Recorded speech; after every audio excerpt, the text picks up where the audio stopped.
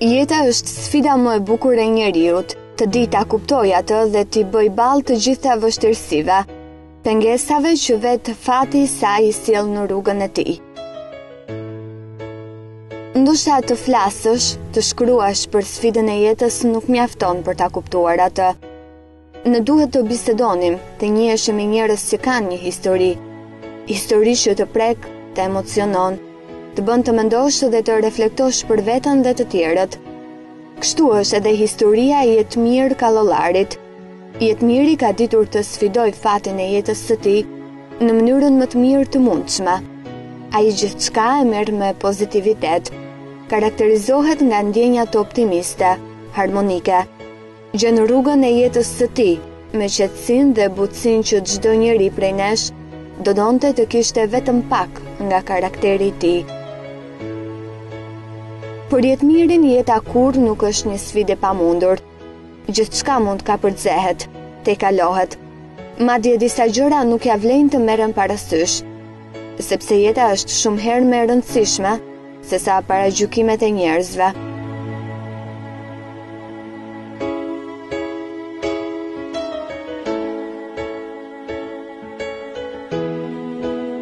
Gjatë bisedës sonë me Jetmirin u munduam të hulumtonim në kujtimet e tij të fëmijërisë.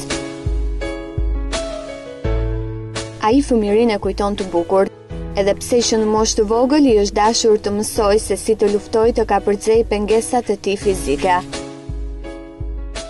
Fëmijëria ime në planet të përgjithshme ka qenë le ta quajmë një lloj si gjithë bashkëmesatarëve të mi të asaj kohe. Por natyrisht që çdo fëmijë ka specifikat e veta. Dhe fëmijëria ime ka pasur specifikat e veta. Ndoshta edhe për faktin se ka rridhur ngjarjet në atë mënyrë. Çka do të thotë që unë kam pasur vështirësitë e mia, të cilat i kam kavërcyer me punë, me përpjekje dhe pa diskutim me mbështetjen e prindërve të mi. Në fakt, si natyrë, jam një natyrë e shkafet, jam një natyrë shumë e fortë me shoqërinë. Edhe kam qenë tip që me shoqërinë kam qenë i hapur, kam qenë tip i lëvizur, edhe pse mund kam pasur probleme e mia. Por kjo asnjëherë nuk më ka bërë që të rriqem, nuk më ka bërë që të ndihem inferior, të ndihem i ndrotur. Asnjëherë nuk e kam pasur këtë në vetvete. Karakteri pozitiv i ciltëri i Jetmirit e ka ndihmuar shumë për të ndërtuar marrëdhëniet me bashkëmoshatarët e tij. Gjithmonë me shoqërinë time kam qenë i hapur, kam normalisht në moshë të vogël luaja me shokët e lagjës. Kisha marrëdhënie normale. Edhe pse vështirësitë kanë qenë. Edhe pse është normale që shokët është një moshë e vogël ku nuk kuptojnë mirë çdo gjë. Kisha ato paragjykimet e veta. Kisha ato le ta themi kështu që shokët e mi më shikonin me një sy ndryshe. Pra, shikonin atë mangësi të cilët ata nuk e kishin, të cilët ata për herë të parë e shifnin tek një bashkëmoshatar i tyre. Kjo ju bënte përshtypje. Por për mua nuk ka qenë pengesë që të futem në shoqërinë e tyre, të marr shoqërinë e tyre dhe të bëj një jetë si po thoj që gjithë bashkëmesatarët e mi. Nuk më ka penguar as pak në vetvete kjo gjë. Edhe pse e thash pak më parë, ata mund të më shifnin me një sy pak ndryshe. Kujdesi tepër që tregonin njerëzit për të e bënte që ai të ndiheshej i diferencuar nga të tjerët. Të mos ishte i lirshëm, si të gjithë fëmijët, ta ndjente veten të kontrolluar në çdo veprim të tij. Ka qenë një paragjykim në për kujdesin më të tepruar, sepse në fund duhet të kuptojmë edhe diçka. Edhe një për kujdesi i tepruar futet te paraqytimi. Pra nuk e lë qoftë edhe një fëmijë të vogël, nuk e lë të kryejë një veprim ashtu që ai e dëshiron ose siç ai e mendon, por i kushton një vëmendje e cila në fundit e tërheqet edhe nuk e le të bëjë atë që ai dëshiron si gjithë moshatarët e tij që mund ta kryejnë një veprim me një lishmëri tjetër. Ashtu si çdo fëmijë, Jetmiri kishte mbështetjen e pakushtëzuar të familjes dhe në veçanti të nënës, e cila ka qenë pranë tij në çdo moment të vështirë, por edhe të lumtur. Mbështetja më e madhe për çdo fëmijë, si dhe në rastin tim, është familja. Është ajo e cila të jep mbështetjen, të jep kurajon, të jep suportin e nevojshëm për t'i kaluar qoftë vështirësitë, po dhe qoftë sfidat, sa do të vogla qofshin ato. Dhe njeriu specifik të cilin unë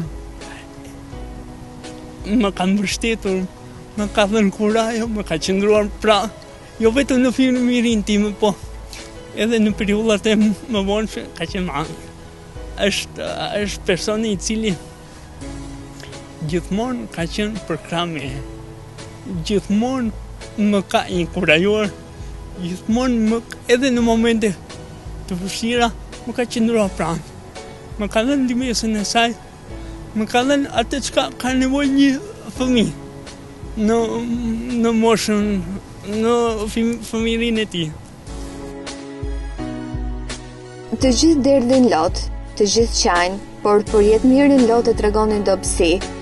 Ai kur nuk e ka çuar veten në atë pikë sa të derdh lot, edhe pse lëndimet në shpirt kanë qenë pjesë e jetës së tij, ka gjetur rrugën për t'i ka përzyer vështirësitë me buzëqeshje. Nuk jam tip shumë i ndjeshëm në këtë aspekt. Nuk e kam, e thash pak më parë që jam tip që kur i kam dhënë gjithmonë kurajo vetes dhe nuk e kam lëshuar veten deri në atë pikë që për shkak të këtij problemi, le ta thojmë, të dëshlot. Jo, sepse në fundit gjërat e jetës duhet të pranojmë ashtu siç janë. Edhe duke i pranuar ashtu siç janë, japim forcë vetes sonë për të kaluar dhe për mos arritur në një pikë të ulët deri tek qarja. Klasa e parë fillore është një nga ato momente që të kujtojnë me dashuri, nostalgji për shokët, shoqen dhe mësuesen e parë. Por për Jetmirin ky moment i rëndësishëm i jetës ka qenë shumë i vështirë, që në moshën 7 vjeçare përballet me paragjykimet, diferencimet, të cilat rrezikuan edhe pranimin e tij në klasën e parë fillore. Një 7 vjeçar nuk e ka paragjykimin ose nuk e ka mendimin e tij për të shikuar me atë sy paragjykues, por nga stafi i mësuese kam pasur, për mos ta thënë paragjykim, kam pasur një mendim ndryshe. Na ka ardhur një nxënës i cili ka një problem të vogël, atëherë si duhet trajtuar. Të gjitha këto të më njanojnë që.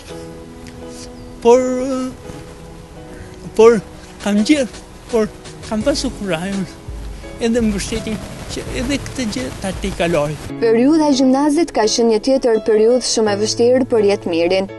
Aty ai filloi të ndjente peshën e gjendjes së tij fizike, të kuptonte shumë të vërteta të hidhura, ta ndjente veten jo të barabartë me të gjithë moshatarët e tij. Adoleshenca ka qenë e vështirë për të, me shumë mundime dhe sakrifica. Momenti kur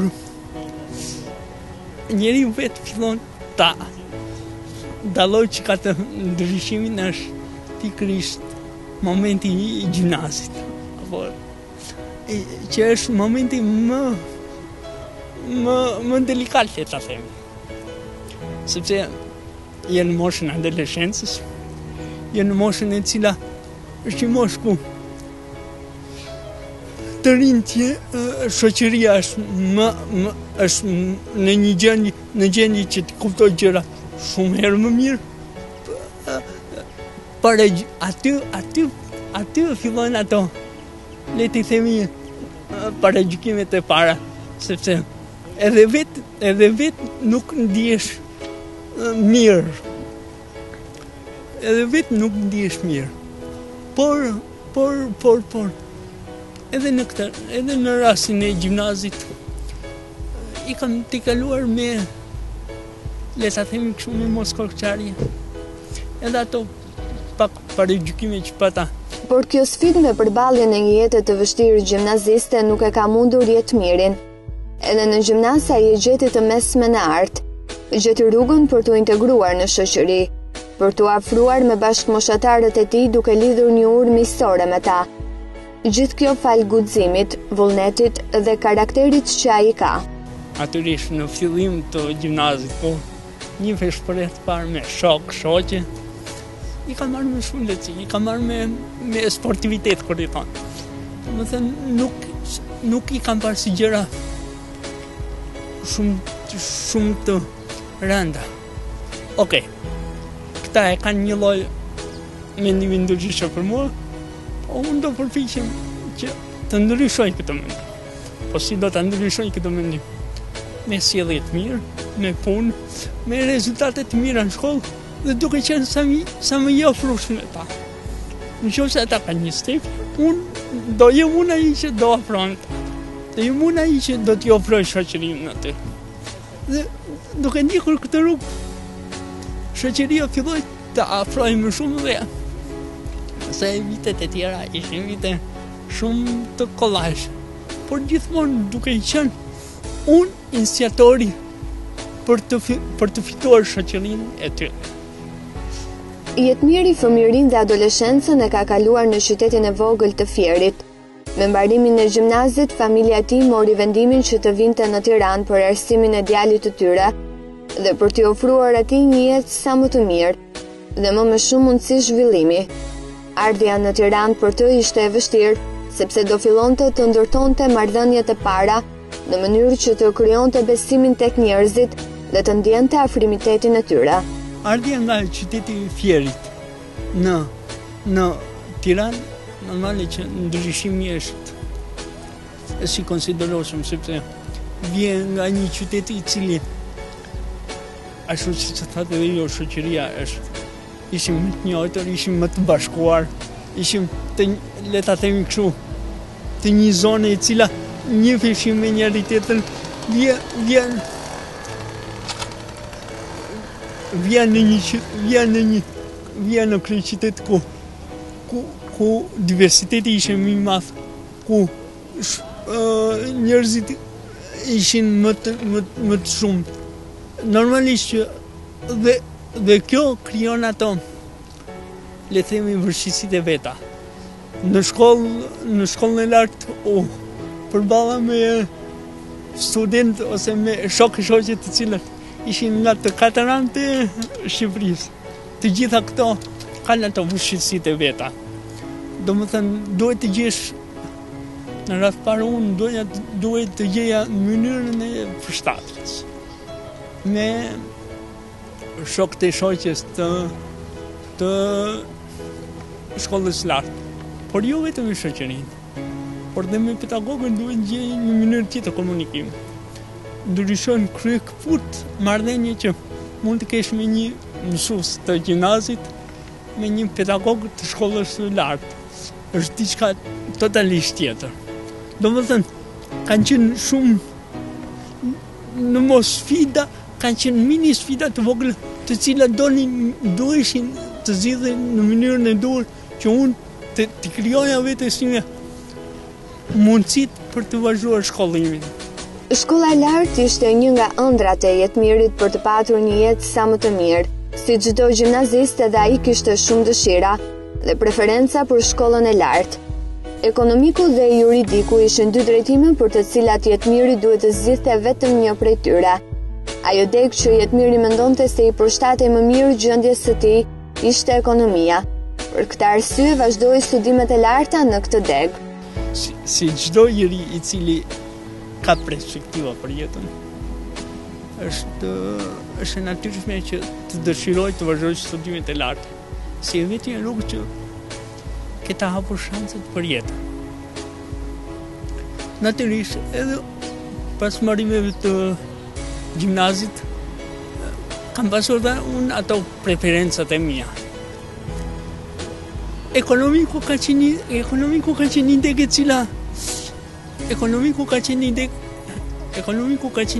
cila më ka pëlqyer.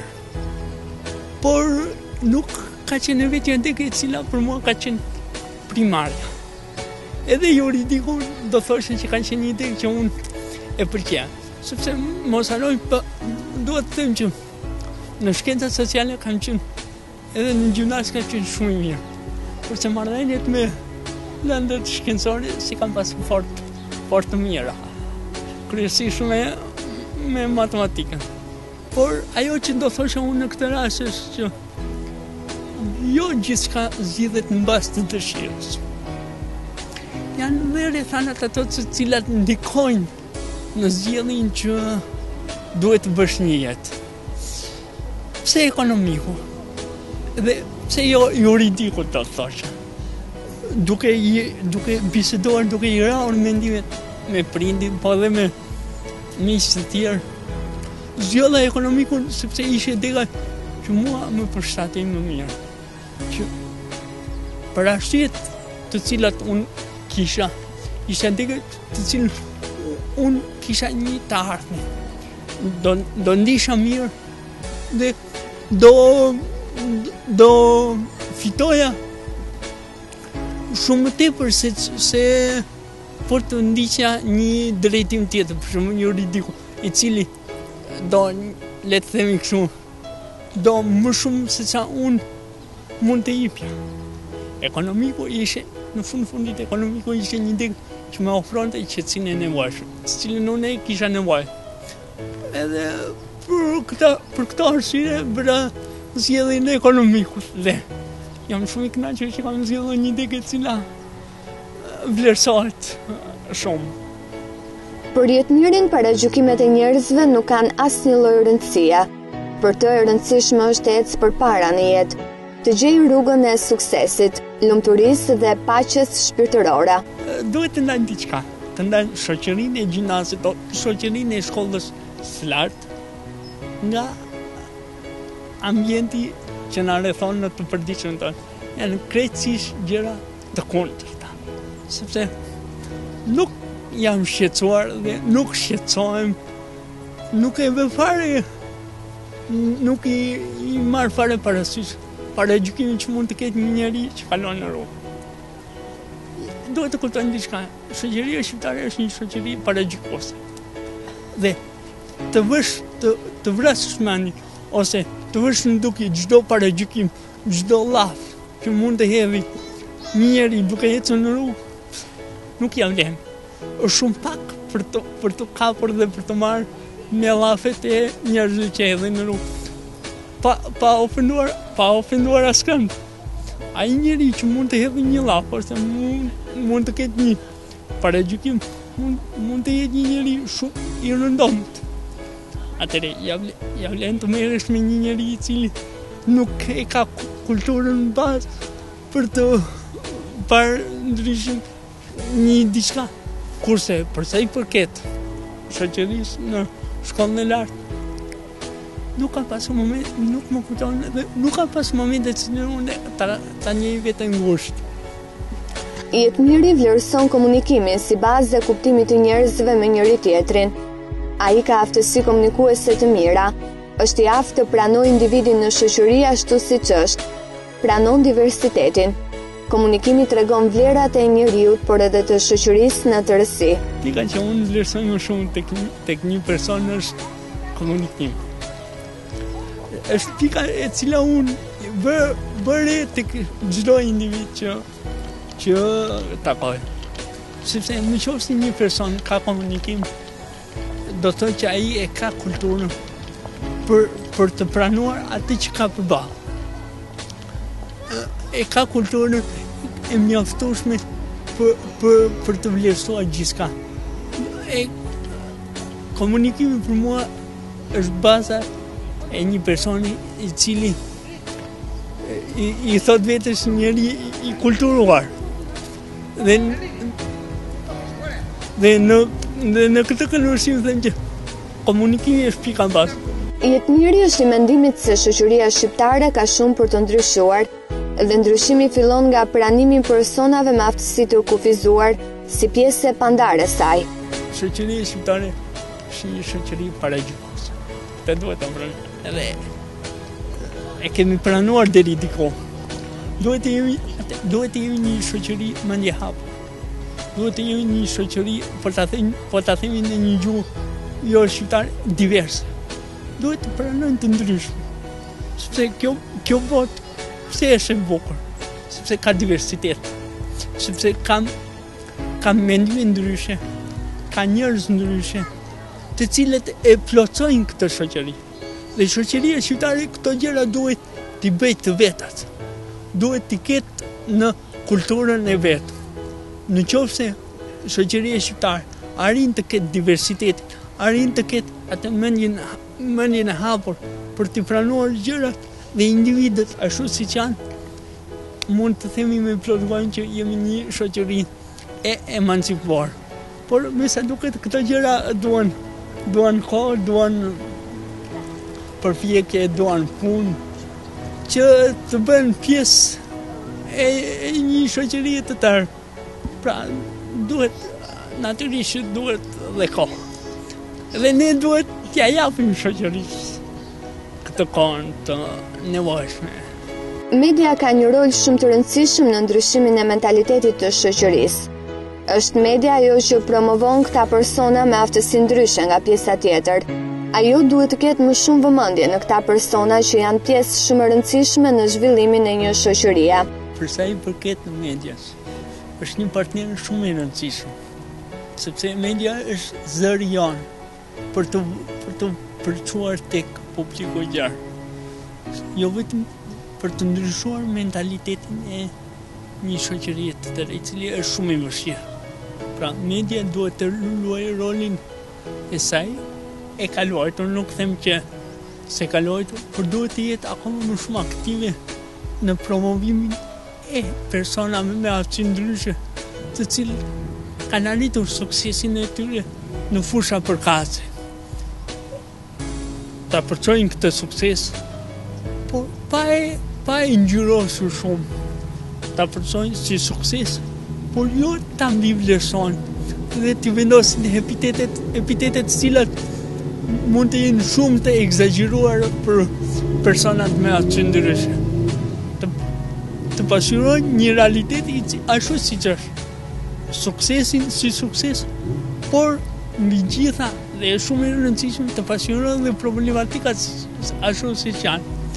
Pra, duke i pasqyruar të dyja këto, media e ka luajtur rolin e saj sensibilizues, sepse në fundit këtë rol ka media, të sensibilizoj shoqërinë. Ju përgëzoj për këtë emision shumë simpatik që e keni ndërtuar me shumë kujdes për të promovuar persona me aftësi ndryshe, që ata të tregojnë jetën e tyre, të tregojnë suksesin që kanë arritur në jetën e tyre, por të tregojnë dhe problematikat të cilat ata kanë hasur në jetën e tyre. Jetmiri aktualisht është i angazhuar në 2 projekte. Në njërin ka rolin e zëvendës koordinatorit, ndërsa në projektin tjetër ka rolin e trajnuesit. Këto projekte janë shumë të rëndësishme sepse qëllimi është që të edukojë personat me aftësi të kufizuara dhe t'i përgatisin ata për tregun e punës. Janë 2 projekte, cilat unë jam duke i zbatuar në bashkëpunim me ADRF-n. Projekti i parë është projekti i financuar nga Fondacioni Vodafone Albania dhe i zbatuar nga ADRF, ku unë jam në rolin e zëvendës koordinatorit dhe ka të bëjë pikërisht me punësimin e persona me aftësi të kufizuar në 4 qytetet të Shqipërisë, kurse projekti i dytë në cilin unë jam përfshirë është projekti i USAID-it, po prapë i zbatuar nga ADRF, ku unë jam në rolin e trajnuesit, ku synimi është ngritja dhe fuqizimi i persona me aftësi të kufizuar për të punësuar. Pra, këto janë kontaktet e mia në këto 2 vjet që unë kam mbaruar shkollën e lartë për sa i përket punësimit. Ajo për çfarë kanë nevojë personat me aftësi të kufizuara në shoqërinë tonë është pikërisht shkollimi dhe punësimi. Nuk mjaftojnë vetëm projekte që organizohen nga shoqëria civile apo shoqata të ndryshme. Ajo çfarë duhet me të vërtetë është që institucionet shtetërore të krijojnë mundësinë e arsimimit dhe punësimit të këtyre personave. Vetëm në këtë mënyrë do të mund kemi një shoqëri të emancipuar demokratike. Ka një mori gjëra cilat janë të nevojshme për personat, unë do t'i quaj persona me aftësi ndryshe, sepse që këtu fillon ndryshimi i terminologjisë për të bërë një shoqëri më emancipuar. Atëherë ka një mori gjëra, por unë do të veçoja 2, të cilat janë më të rëndësishme për sa i përket personave me aftësi ndryshe, shkollimi dhe punësimi. Këto janë 2 elementet më të rëndësishme, jo vetëm për persona me aftësi ndryshe, por për gjithë persona, sepse në fundit njeriu me një shkollim të saktuar për të pasur një punësim sa më të mirë për veten e vet, për të pasur një jetë sa më të lehtë. Për të thënë të vërtetën, për të 2 këto element është bërë shumë pak, për mos thënë që ka pasur periudha të cilat kanë qenë thjesht 0. Ka lëvizur për sa i përket kësaj çështje, ka lëvizur gjërat, sigurisht ka lëvizur, por do duhesh të ish bërë më tepër. Mirë, të qëndrojmë këtu ku jemi duke ecur në këtë drejtim, në drejtimin e shkollimit dhe të punësimit. Sigurisht që ka element që duhen akoma më shumë punë, duhen përmirësuar akoma më tepër, por që këto gjëra nuk bën me një të shkelur të buton. Jo, duan kohën e tyre, duan punën e shumë njerëzve, përpjekjet e shumë njerëzve, dhe në fundit duan përkushtimet, por duhet dhe që strukturat e nevojshme të kenë mendjen dhe të kushtojnë më shumë vëmendje kësaj çështje, sepse në fundit janë ato të cilat bëjnë në lëvizje ingranazhet për të bërë akoma më mirë. Sepse në fundit një fondacion, një shoqatë tjetër ose shoqëria civile, bëjnë, por janë strukturat shtetërore ato të cilat kanë peshën më të madhe dhe duhet të japin më të mirë, duhet të japin maksimumin e tyre për të bërë gjërat që të ecin. Pra unë e theksoj që gjërat kanë lëvizur, por sigurisht që duhet akoma më shumë. Kjo ishte historia e Jetmirit, i cili me dashamirësi ndau bashkë me ne momentet më të vështira dhe të lumtura të jetës së tij. Kjo është një nga ato histori që të bën të reflektosh, të mendosh se asgjë nuk është e pamundur në këtë shoqëri që shpeshherë të kthen kurrizin, por për Jetmirin gjithçka mund të arrihet. Mjafton të kesh guxim, vullnet dhe dashuri për jetën.